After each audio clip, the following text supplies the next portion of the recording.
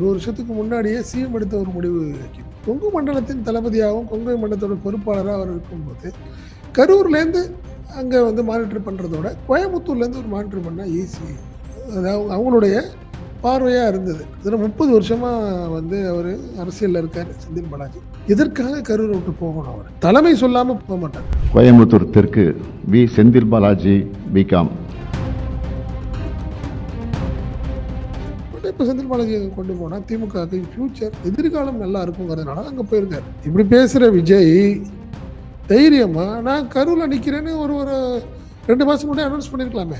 பெரம்பூர் திருச்சி கிழக்கு C Joseph Vijay. Anna DMK பாஜகவுடைய பெரிய கோட்டைங்கிறீங்க. அப்படி ஒரு கோட்டைக்குள்ளே பூந்து ஓட்டை போட்டு உள்ளே வரணும்னா சாதாரண விஷயம் கிடையாது. மிகப்பெரிய கான்ஃபிடென்ட் இருக்கணும், தன்னம்பிக்கை இருக்கணும். செந்தில் பாலாஜியுடைய மூவ்ங்கிறது முழுக்க திமுக தலைமையுடைய முடிவு. செந்தில் பாலாஜியுடைய ஒரு இந்த கான்ஃபிடென்ட்டை வச்சு தான் அவங்க ஒரு முடிவு எடுக்கிறாங்க.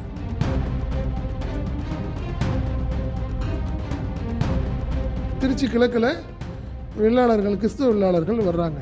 அதே மாதிரி முஸ்லீம்களும் கணிசமான வாக்குகள் அவங்களுக்கு இருக்குது, பர்சன்டேஜ் இருக்குது. ஸோ இந்த ஒரு கணக்கில் வச்சு தான் அவர் என்ன நினைக்கிறாரு, விஜய் வந்து ஜான ஆரோக்கியசாமியும் மாதவார்ஜனும் திருச்சி கிழக்கு கொண்டாந்தது காரணமே அதுதான்.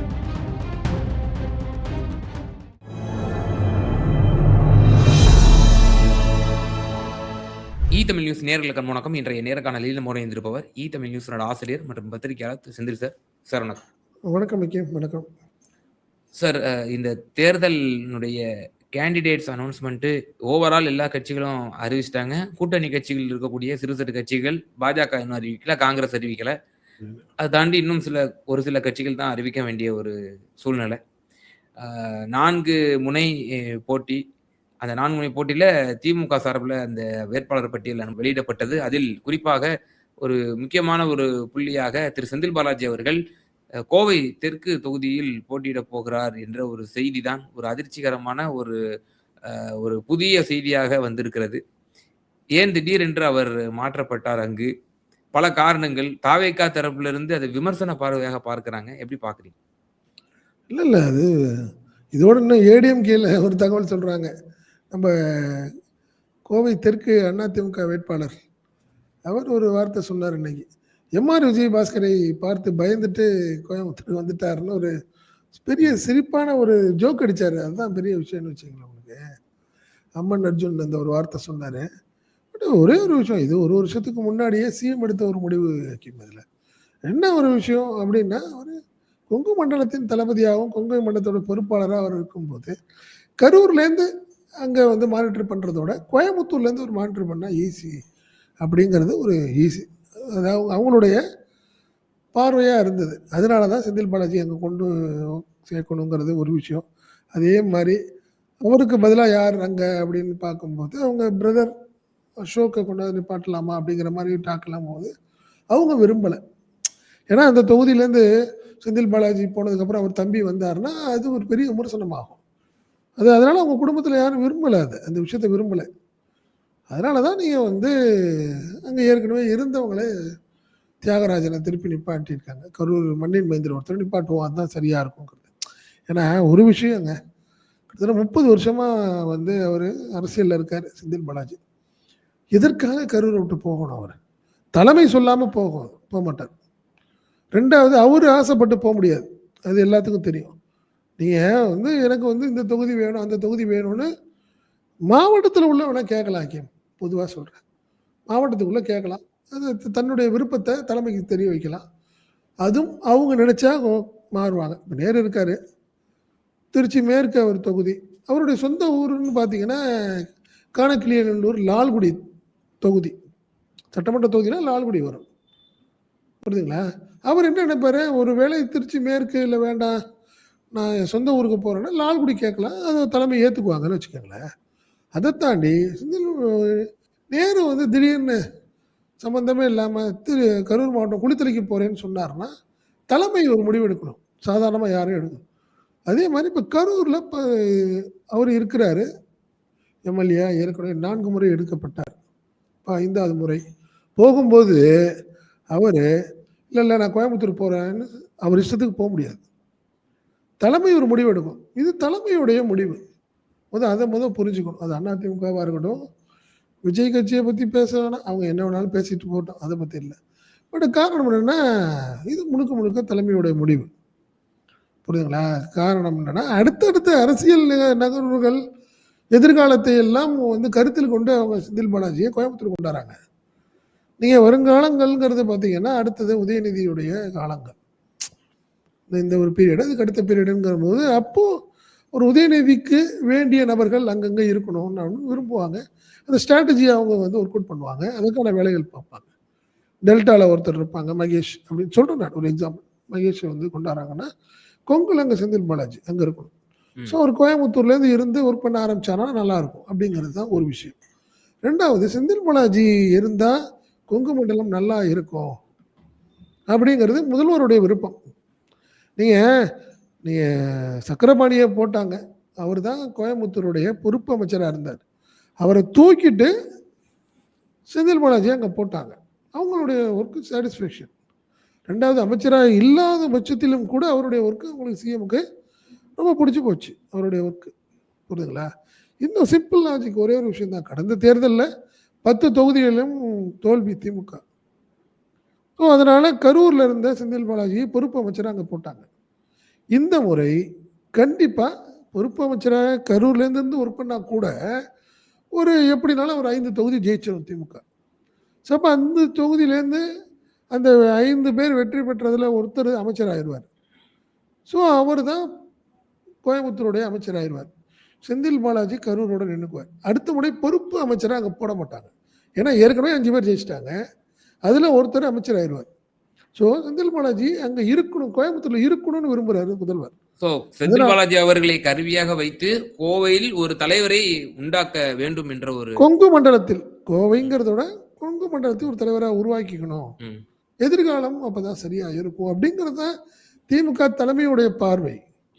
இல்ல கோவையிலும் இப்போ கொங்குலயும் பெரிய வெற்றிடம் இருக்கு அங்க அப்படின்ற ஒரு ஃபியூச்சர். அதாவதுங்க, கொங்கு எப்பயுமே பார்த்தீங்கன்னா அதிமுகவுக்கு சாதகமான ஏரியா. எம்ஜிஆர் காலத்துலேருந்து அது கொங்கு அதிமுகவுக்கு சாதகமான ஏரியா அப்படின்னு ஒரு இமேஜ் வந்துருச்சு. புரியுதுங்களா? பெரும்பாலும் பார்த்தீங்கன்னா தலைவர்கள்னு பார்த்தீங்கன்னா செங்கோட்டையனாக இருக்கட்டும், நீங்கள் அதே மாதிரி முத்துசாமி, கடந்த காலங்களை வச்சு நான் சொல்கிறேன். நான் இப்படியெல்லாம் பார்த்து எல்லாம் மோஸ்ட்லி கொங்கு ஆட்கள் தான் அங்கே இருந்தாங்க அப்போல்லாம். பட் இப்போ செந்தில் பாலாஜி கொண்டு போனால் திமுகவுக்கு ஃபியூச்சர், எதிர்காலம் நல்லா இருக்குங்கிறதுனால அங்கே போயிருக்காரு. இப்படி பேசுகிற விஜய் தைரியமா நான் கரூரில் நிற்கிறேன்னு ஒரு 2 மாதம் முன்னாடி அனௌன்ஸ் பண்ணியிருக்கலாமே. தைரியமா இப்படி பேசுகிறவங்க, விமர்சனம் பண்ணுறவங்க நீங்கள் அதனால் எம்ஆர் விஜயபாஸ்கர் சொல்ல மாட்டார். விஜயபாஸ்கருக்காக வேறு யாராவது சொல்லலாம், செந்தில் பாலாஜி அவரை பார்த்து பயந்து ஓடிட்டார்னு. விஜயபாஸ்கருக்கு தெரியும் செந்தில் பாலாஜி பயப்படுவாரா மாட்டாரா. நம்மளை பார்த்து பயந்து அவர் ஓடிட்டாருன்னா அவரே ஏற்றுக்க மாட்டார். விஜயபாஸ்கருக்கே தெரியும் செந்தில் பாலாஜியுடைய பலம் என்னன்னு. அதனால் அதில் ஒரு அரசியலே கிடையாது. அது திமுகவுடைய முடிவு. இன்னும் 22 நாள் தாங்க. செந்தில் பாலாஜி இன்னும் கோயம்புத்தூர் போகல. நாளைக்கு 30ஆம் தேதி வேட்புமனு தாக்கல் ஆரம்பிக்குது. நீ எப்படினாலும் இந்த 6ஆம் தேதிக்குள்ளே 4 நாள் தான் இருக்குது. வேட்புமனு தாக்கல் தாக்கல் பண்ணி 6ஆம் தேதிக்கு அப்புறம் அவர் போக ஆரம்பித்தால் 23ஆம் தேதி வாக்குப்பதிவு. நல்லா பார்த்தீங்கன்னா ஒரு 17-18 நாள் தான் அந்த தொகுதிக்குள்ளே அவர் போகிறார். ஒரு 18 நாளில் அதை ஜெயிச்சு ஆகணும் அவர். அப்படி ஒரு ரிஸ்க் யார் எடுப்பா? எந்த தலைவனாவது எடுப்பானா? கம்ஃபர்ட்டா ஒரு பெரிய ரிஸ்க் தான், இது மாற்று கருத்து இல்ல. ஆனால் அவர் கோவைக்கு முன்னதாகவே அவர் கொங்குல பொறுப்பு அமைச்சரா போடும் பொழுது பல முன்னெடுப்புகள் எடுத்தார்ல. ஒவ்வொரு தொகுதிகளுக்கும் எம்எல்ஏ ஆபீஸ் ஒண்ணு போட்டாரு, கோவையில பல பணிகள் செஞ்சாரு. அதெல்லாம் தாண்டி நீங்க இருக்கலாம். இப்போ டெல்டா மாவட்டத்துக்கு பொறுப்பாளர் அமைச்சர் நேரு இருக்காரு. திடீர்னு உங்களை கொண்டு போய் திருவையாறு போட்டீங்கன்னா செந்தில் இவர் நேரு ஜெயிச்சிட முடியுமான்னு கேட்குறேன் நான். எவ்வளோ ஹார்ட் ஒர்க் பண்ணணும் நீ? அதுக்கு ஒரு 6 மாதத்துக்கு முன்னாடியே சொல்லி ஒர்க் பண்ணுறதுங்கிறது வேற கேம். நேற்று வரைக்கும் அவரால் எந்த அனௌன்ஸ்மெண்ட்டும் இல்லை. அவர்கிட்ட நிருபர்கள் கேட்கும் போது கூட இல்லையே, என்னை வாழ வைத்த ஏற்கனவே கரூரில் தான் எனக்கு வாழ வச்சாங்க, அதனால் நான் மாறுறதுக்கு வழி இல்லை. ஆனால் தலைமை ஏதாவது முடிவு எடுத்தால் நான் என்ன செய்ய முடியும் அப்படிங்கிறது தான். புரியுதுங்களா? அதனால் இந்த 17 நாள் 18 நாள் அவர் ஜெயிக்க வேண்டிய கட்டாயத்தில் அவர் இருக்கார். ஒரு கான்ஃபிடென்ட்டான தலைவனுங்கிறதுனால தான் பண்ண முடியும். எல்லாத்தையும் பண்ண முடியாதுங்கிறேன் நான். எப்படி ஒரு ரிஸ்க் எடுப்பாங்க? அது நீங்க இத்தனைக்கும் பார்த்தீங்கன்னா, அதிமுக, பாஜகவுடைய பெரிய கோட்டைங்கிறீங்க. அப்படி ஒரு கோட்டைக்குள்ள பூந்து ஓட்ட போட்டு உள்ள வரணும்னா சாதாரண விஷயம் கிடையாது. நீ வேற ஒருத்தர் ஏற்கனவே அங்க இருக்கிறவங்கள ஜெயிக்க வைக்கிறது வேற. ஒர்க் பண்ணிட்டு இருக்குது. திடுதிப்புன்னு நான் போய் இல்ல பண்ணினா ஒர்க் நான் பார்த்துக்கிறேன் அப்படின்னு போய் நீ இறங்கி ஒர்க் பண்ண ஆரம்பிக்கிறதுங்கிறது பெரிய ரிஸ்க்கா நான் பார்க்குறேன். அந்த ரிஸ்க் என்ன இவங்களுக்கெல்லாம் பேசுற மாதிரியே அலட்சியம் பண்ண முடியாது. மிகப்பெரிய கான்ஃபிடென்ட் இருக்கணும், தன்னம்பிக்கை இருக்கணும், இந்த உழைக்கிறதுக்கான தயாரா இருக்கணும். புரியுதுங்களா? அதனால செந்தில் பாலாஜியுடைய மூவ்ங்கிறது முழுக்க முழுக்க திமுக தலைமையுடைய முடிவு. செந்தில் பாலாஜியுடைய ஒரு அந்த கான்ஃபிடென்ட்டை வச்சு தான் அவங்க ஒரு முடிவு எடுக்கிறாங்க. சிஎம் கூட சொல்லியிருக்கிறாங்க சில பேர் பேசும்போது, என்ன தலைவரே இன்னும் 20 நாள் தான் இருக்கும் போல் இருக்கேன். என்னன்னா செந்தில் பாலாஜிக்கு 20 நாள்லாம் ஒரு அதிகம் விடுங்க பார்த்துக்கலாம் அப்படின்னு சிரிச்சிருக்காரு. ஒரு தலைவர் பேசும்போது இந்த வார்த்தையை சொன்னதுக்கு சிரிச்சுக்கிட்டே சொல்லியிருக்காரு அவர். செந்தில் பாலாஜிக்கு 20 நாளுங்கிறது அதிகம் என்னப்பா அப்படிங்கிற மாதிரி சொல்லிட்டு போயிருக்காரு அவர். ஸோ அவங்க மேலே நம்பிக்கை அந்த ஒரு அதனால் மற்றவங்க மாதிரி அழுவ முடியாது. அங்கே போய் மாற்றிட்டு இல்லை தலைவரை நான் அங்கே தான் தலைவரை ப்ளீஸ் தலைவரை உதவி பண்ணுங்க தலைவரை கேட்க முடியும். அவங்க ஒரு தலைமை ஒரு முடிவு பண்ணி போப்பா நீ போய் ஒர்க் பண்ணு, உன் மேலே நம்பிக்கை எனக்கு இருக்குது, நீ போய் வேலையை பாருன்னு சொல்லும்போது கண்டிப்பாக நான் பாரு நான் பார்த்துக்கிறேங்கிற ஒரு தைரியம் தான் அவருக்கு. அதனால் செந்தில் பாலாஜி விஷயங்கள் வேறு. ஆமாம், அதனால் இவங்கெல்லாம் போயிட்டு சொல்கிற மாதிரி தாவேக்கா சொல்கிறதுக்கோ அதிமுக சொல்கிறதுக்கோ அவர் பதில் சொல்ல போகிறதில்ல. பட் இதுதான் உண்மைங்கிறத நான் சொல்ல வரேன். வேற ஒண்ணும். சார் இப்போ அந்த கோவையில இப்போ இவங்க போட்டியிடுறதுனால கொங்கு முழுக்க இருக்கக்கூடிய நிலவரம் என்னவா ஆகும்? இப்போ அவங்களே ரிஸ்க் எடுத்து பொறுப்பு அமைச்சரே அங்க போய் வந்து வேற தொகுதி மாறி, மாவட்டம் மாறி, ஜில்லா மாறி இப்ப நிக்கும் பொழுது, ஒரு மிகப்பெரிய ஒரு தாக்கம் இருக்கும்.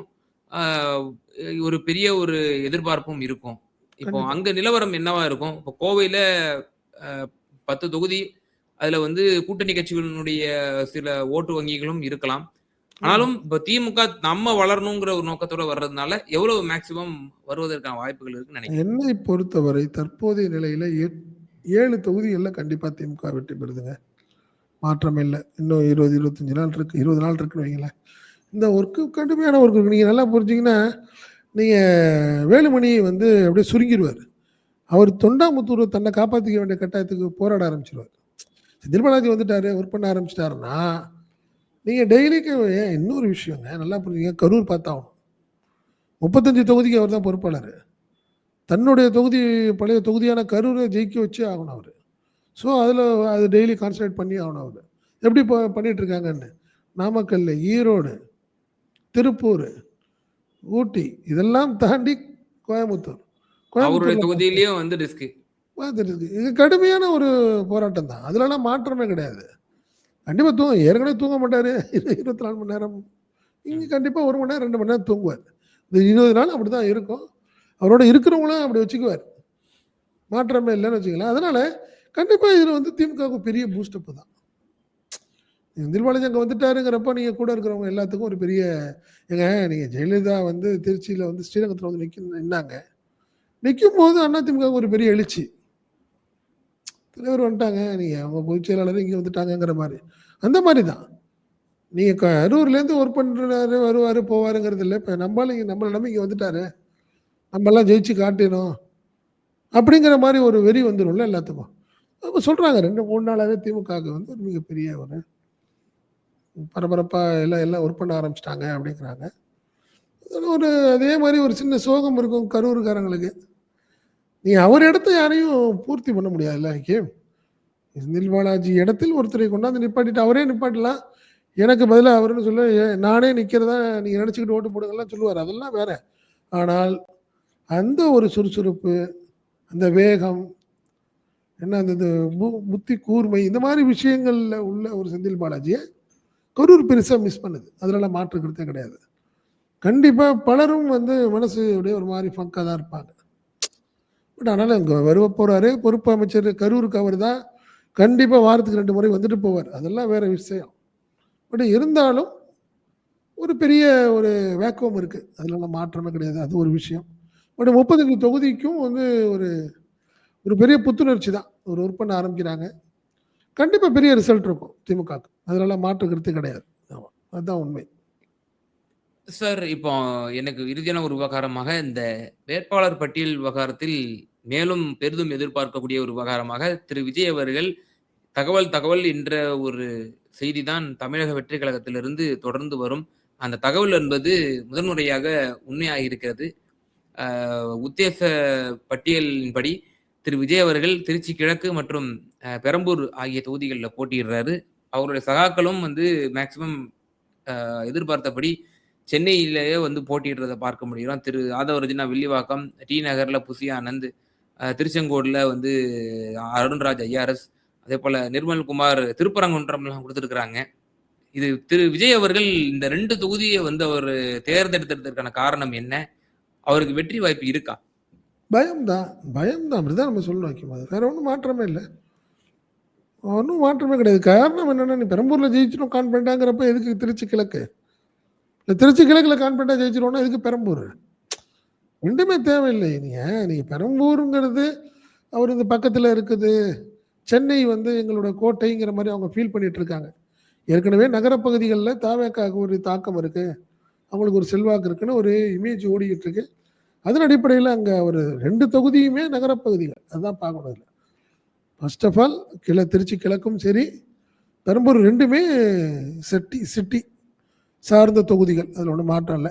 இன்னைக்கு விஜய்கிட்ட மிகப்பெரிய ஒரு மாற்றம் என்ன அப்படின்னு பார்த்தீங்கன்னா, உங்கள் விஜய்னு சொல்லிட்டு இருந்தவர் இன்னைக்கு முதல் முறையா சி ஜோசப் விஜய்ங்கிற ஒரு வார்த்தையை அவர் சொல்றார். அவர் என்ன வேட்பாளர் அறிவிக்கும் போது ஏன் ஜோசப் விஜய்னு தன்னை வந்து அடையாளப்படுத்துகிறார் அப்படிங்கிற ஒரு பெரிய கேள்வி இன்னைக்கு தான், அதுக்கு ஒரு பதில் இன்னைக்கு தான் வருது நம்மளுக்கு. மைனாரிட்டி வாக்குகளை குறிவைத்து திமுகவை அது என்ன சொல்றது வீக் ஆக்கிறதுக்கு அவர் வந்து நிறுத்தப்பட்டிருக்கிறாருங்கிறது அவரே இன்னைக்கு வந்து தன்னைத்தானே சொல்லிட்டார். அப்படிதான் நம்ம சொல்லணும். நீங்க பெரம்பூரை பத்தி தெரியலாக்கும், பட் திருச்சி கிழக்குல வந்து கிறிஸ்தவர்கள் அதிகமாக இருக்கிற மாதிரி ஒரு இமேஜ் எனக்கு தெரியும். திருச்சியை பத்தி அதை சொல்றேன் நான். என்ன அப்படி அவங்களா ஒரு உருவகப்படுத்திக்கிட்டாங்களோ, ஆதவ அர்ஜுன் டீம் அவங்க நடத்தின இந்த சர்வேல அவருக்கு ஒரு இது தகவலாக கிடைச்சிச்சா என்னெல்லாம் தெரியல. அப்படியெல்லாம் கிடையாது. திருச்சி கிழக்கு திமுகவுக்கு சாதகமான தொகுதியாக இருந்தது, இது வரைக்கும் இருந்துகிட்டு இருக்கு. அதிலலாம் மாற்றம் இல்லை. நீங்கள் நல்லா பார்த்தீங்கன்னா வெள்ளாளர் அப்படின்னு சொல்லுவாங்க, வெள்ளாளர் சமூகம் ஒரு கணிசமான வாக்குகள் அங்கே இருக்குது. அது கிறிஸ்தவ வெள்ளாளர், அதே மாதிரி இந்து வெள்ளாளர் 2மே இருக்காங்க, அங்கே இருக்காங்க. வெள்ளாளருங்கிறது அந்த அவங்க சமூகத்தை சார்ந்தவங்கள் அதிகமாக இருக்கு, இந்து அண்டு கிறிஸ்தவ வெள்ளாளர்கள் அதிகம். ரைட்டு, அதில் ஒன்றும் மாற்றம் இல்லை. அவங்களுக்கு கிட்டத்தட்ட ஈக்குவலாகவே யாதவர் இருக்காங்க. என்ன அதுக்கப்புறம் தலித் கிறிஸ்தவர்கள் இருக்காங்க. இந்த மாதிரி விஷயங்கள் தான் இருக்கேன்னு தாண்டி கிறிஸ்தவர்கள் அதிகமாக இருக்கிறதுக்கு ஒரு பெரிய அவங்களுக்கு சொல்லியிருப்பாங்க அந்த சர்வேல 19 சர்ச் இருக்காங்க. 19 சர்ச்சு திருச்சி கிழக்கு தொகுதியில் இருக்கு. அந்த 19 பங்குன்னு சொல்லுவாங்க, கிறிஸ்தவர்களில் பங்குன்னு சொல்லுவாங்க. அவங்களுக்கு எல்லாத்துக்குமே குடும்ப அட்டை அப்படிங்கிற மாதிரி ஒரு வார்த்தை சொல்லுவாங்க. குடும்ப அட்டைன்னு இருக்கும் அது அவங்களுக்கு. அது சில பெரிய சர்ச்சுக்கு ஒரு 1500 குடும்ப அட்டை இருக்கும். அது சின்ன சர்ச்சாக இருந்துச்சுன்னா 600 700 இப்படி இருக்கும். ஸோ இதை வைத்து கணக்கு வைத்து விஜய் களம் இறங்கியிருப்பாரோ அப்படிங்கிற சந்தேகம் எல்லாத்துக்குமே இருக்குது. கிறிஸ்தவர்கள் அதுலேயும் கிறிஸ்தவ வெள்ளாளர்கள் அதிகமாக இருக்கிறதுனால அப்படின்னு.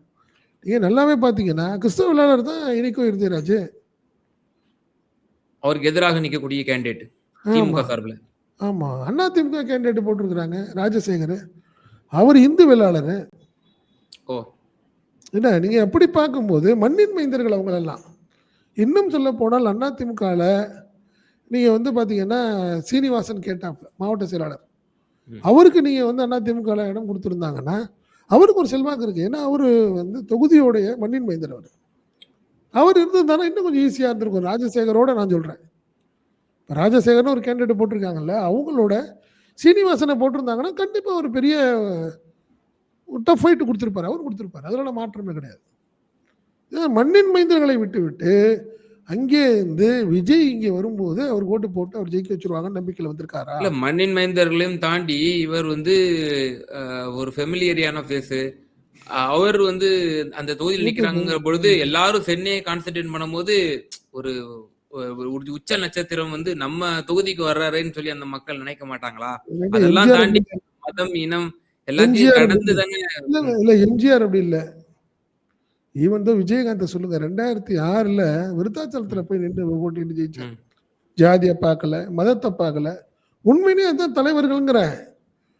நீ ஜோசப் விஜய்னு ஒரு அடையாளத்தோட நீ வந்து திருச்சி கிழக்க வந்து சொல்றியே, அது எந்த விதத்துல நியாயம்? நீ எம்ஜிஆர்ன்னு சொல்லிக்கிற, நீனு மாற்றத்திற்கான தலைவன் நான் தான் சொல்லிக்கிற, என்ன இது இது அப்படி வேடிக்கையா இம்பாக்ட் இருக்கு. ஏற்படுத்தும் அப்படின்னா, அப்போ ஜோசப் விஜய்ன்னு அவர் வந்து தன்னை மென்ஷன் பண்றது மூலியமா ஒட்டுமொத்த தமிழ்நாட்டிலே அது வந்து ஒரு தாக்கத்தை ஏற்படுத்தாதா? இருக்கலாம். அவர் ஒரு சிறுபான்மையினர் நம்மை ஆளலாமா அப்படின்னு ஜான் ஒருத்தர். ஆரோக்கியசாமி ஜான் ஆரோக்கியசாமின்னு ஸ்ட்ராட்டஜிஸ்ட் நீங்க வச்சுக்கிட்டு அரசியல் பண்ணும்போது அது எப்படி ஐக்கியம் இருக்கும்? அதுல அவங்களுடைய எண்ணமே அதுதான். அதான் நான் சொன்னேன், இது பிஜேபி அவரை அனுப்புனதுக்கு காரணமே அதுதான். திமுக வந்து கணிசமான வாக்குகள், சிறுபான்மை வாக்குகளை பிரிக்க வேண்டிய கட்டாயத்தில் விஜய் அனுப்புறாங்க. திமுகவுக்கு ஒரு பெரிய strong hold minority oats. So அதை எப்படி பண்ணணும்? அதிமுக பிஜேபியோட சேரும்போது சிறுபான்மை வாக்குகள் பிரியாது, திமுகவுக்கு போயிடும். ஸோ விஜயை தனியாக நிறுத்தினீங்கன்னா தான் சிறுபான்மை வாக்குகள் பிரியும். புரியுதுங்களா? இப்போ நீங்கள் வந்து திருச்சி கிழக்கில் வெள்ளாளர்கள், கிறிஸ்தவ வெள்ளாளர்கள் வர்றாங்க. அதே மாதிரி முஸ்லீம்களும் கணிசமான வாக்குகள் அவங்களுக்கு இருக்குது, பர்சன்டேஜ் இருக்குது. அவங்களுக்கு ஒரு 25,000 ஓட்டு இருக்கும். ஸோ இந்த ஒரு கணக்கில் வச்சு தான் அவர் என்ன நினைக்கிறாரு, விஜய் வந்து ஜான் ஆரோக்கியசாமியும் மாதவார்ஜனும் அவங்களை திருச்சி கிழக்கு கொண்டாந்தது காரணமே அதுதான் நான் நினைக்கிறேன். நான் அதனால் ரொம்ப ஒரு அது என்ன சொல்கிறது, அது ஒரு குறுகிய மனப்பான்மையோடு அவர் வந்து அரசியலுக்கு வந்திருக்கிறார் விஜய். இன்னைக்கு அது வந்து நிறுவனமாக இருக்குங்கிறதா என்னுடைய பார்வை. அதே போல இப்போ பெரம்பூர்ல நிக்க வேண்டிய ஒரு காரணமும் என்ன கட்டாயம்? சிட்டியில் சென்னையில் வந்து அதிமுக வீக்காக இருக்காங்க. புரியுதுங்களா? திமுகவுக்கு ஈக்குவலான ஒரு கட்சி எதுவும் இல்லைங்க சிட்டியில், சென்னையில் குறிப்பாக சொன்னால் அதிமுக ஒரு ரொம்ப வீக்காக இருக்குது. ஸோ அந்த ரீப்ளேஸ்மெண்ட்டை நம்ம வந்து ஃபுல்ஃபில் பண்ணிடலாம். டிவிக்கே வந்து கணிசமாக எடுத்த சர்வேக்களில் 15%, 18% நம்ம இருக்குது. ஸோ அதனால் நம்மளுக்கு ஒரு வாய்ப்பு அப்படின்னு அவர் நினைக்கிறார். ஏங்க நீங்கள் நல்லா புரிஞ்சுங்க, நீங்கள் திருச்சியாக இருக்கட்டும், பெரம்பூராக இருக்கட்டும், நீங்கள் ஒரு எம்எல்ஏ ஆஃபீஸில் நீங்கள் எத்தனை நாள் உட்கார போகிறீங்க? திருச்சிக்கு வர போகிறீங்க, அதிகபட்சம் 2-3 முறை பிரச்சாரத்துக்கு வருவீங்க, வேட்புமனு தாக்கலுக்கு வருவீங்க, அதுக்கப்புறம் முடிஞ்சிருச்சு. கண்டிப்பாக 2 தொகுதியில் ஜெயிக்கிறாரான்னு தெரில. எப்படி இருந்தாலும் அவருடைய ஃபஸ்ட்டு ப்ரிஃபரன்ஸு பெரம்பூர் தான். திருச்சி கிழக்க ரிசைன் பண்ணிடுவார், ஜெயிச்சாலும் சொல்கிறாங்க. ஏன் இப்படி பண்ணுறீங்க? ஏன் ஏமாற்றிக்கிட்டு இருக்கீங்க? ஏன் பெரம்பூரில் கான்சென்ட்ரேட் பண்ணுங்க. எதுக்கு திருச்சி கிழக்கு உங்களுக்கு? நீங்கள் அப்படி பண்ணுறவங்க உசிலம்பட்டி போடுங்க, குன்னம் போடுங்க, கிராம பகுதிகளில் நிப்பாட்டுங்க, தைரியமாக நில்லுங்க. ஒரு நகரத்திலேயே நான் நிற்கிறேன், நான் இன்னொன்று கிராமத்திலே நிற்கிறேன், எனக்கு 2 பக்கம் செல்வாக்கு இருக்குன்னு காட்டுங்க. சொல்கிறேன் நான், நீங்கள் தலைவனாக இருந்தால் அப்படி தானே வரணும். நீங்கள் போய் இதில் போய் நான் வெள்ளாளர், கிறிஸ்தவ வெள்ளாளர் இருக்கிறதுக்கு நான் போகிறேன், இதுக்காக அங்கே நிற்கிறேன், இதெல்லாங்கிறது ஒரு கேவலமான ஒரு அரசியலாக நான் பார்க்குறேன். எந்த தலைவரும் மாற்றத்திற்கான தலைவர்னு வந்தவங்க யாருமே அப்படி இல்லை. இவன் தான் கமலஹாசனாக இருக்கட்டும், கோயம்புத்தூர்ல நின்னார், மயிலாப்பூர் நினைக்கணும்னு ஆசைப்படல அவர். நீ அவர் சமூகம்னே வைங்கல, அவர் சமூகத்தை கடந்த ஒரு தலைவர் அவர். ஆனாலுமே தன்னை வந்து அப்படி அவர் நினைச்சிருந்தாரு, ரொம்ப ஒரு சேஃப்டியாக போகணும்னா நம்ம மயிலாப்பூர் நினைக்கணும்னு கமலஹாசன் நினைக்கல. விஜயகாந்தும் அப்படிதான் நான் சொல்கிறேன். விருதுநகர் பக்கத்தில் நீங்கள் நாயுடு சமூகம் அதிகம் உள்ள நான் போய் அங்கே நிற்கிறேன்னு சொல்லலை. எம்ஜிஆர் அப்படி இல்லை, ஜெயலலிதா அப்படி இல்லை, கலைஞர் அப்படி இல்லை, ஸ்டாலின் அப்படி இல்லை, யாருமே அப்படி இல்லை. ஜோசப் விஜய் மட்டும்தான் இப்படி ஒரு குறுகிய மனப்பான்மையோட வராரு. அதுக்கு ஒரு சரியான ஒரு அடி வாங்குவார் திருச்சி கிழக்கில், அப்படிங்கிறதான் என்னுடைய பார்வையாக்கி. ஆமாம், 2 தொகுதியிலும் வெற்றி வாய்ப்பு இருக்குன்னு நினைக்கிறீங்களா, அல்லது ஒரு டஃப் ஃபைட் இருக்குமா? கண்டிப்பாக டஃப் ஃபைட்டு தான். என்னை பொறுத்தவரை பெரம்பூர் எப்படி இருக்கும்னு எனக்கு தெரியல, ஓப்பனாக சொன்னேன். திருச்சி கிழக்கை வச்சு நான் சொல்கிறேன். திருச்சி கிழக்குங்கிறது திமுகவுக்கு சாதகமாக இருக்கும், 2வது இடம் விஜய்க்கு வரும். அதுதான் இந்திய நிலைமை. மூன்றாவது இடம் அதிமுக போகும். ஆமா, நான் அதுதான் சொல்றேன். பெரம்பூர்லயும் 2வது இடம் மற்றும் ஒன்றாவது, அதாவது ஆமா. இல்ல பெரம்பூர்ல வந்து பாட்டாளி மக்கள் கட்சி சின்னம் தான் நிக்குது. மாம்பழம் தான் நிக்குது. 3வது இடம் தான். அப்ப கண்டிப்பா அது அதிமுக கூட்டணி 3வது இடம் தான். ம். அவர் சொன்னத செய்றார். டிவிகேக்கும், டிஎம்கேக்கும் தான் போட்டிங்கிற மாரி, ம். இவங்களும் அத மாரி ஒரு வாய்ப்ப ஏற்படுத்தி குடுக்குறாங்க. ஓகே. நான் அப்படிதான் பார்க்கிறேன். அதான் உண்மை. நிச்சயமா சார். திரு செந்தில் பாலாஜி அவர்கள் கோவை தெற்குக்கு மாறியது சம்மந்தமாகவும், அதேபோல திரு விஜய் அவர்கள் திருச்சி கிழக்கு மற்றும் பெரம்பூர் தொகுதிகளில் அவர் வந்து போட்டியிடுவது சம்பந்தமாகவும் பல எக்ஸ்க்ளூசிவான தகவல்களை எங்க நேயர்களுக்கு பகிர்ந்தீங்க. ரொம்ப நன்றி. நன்றி.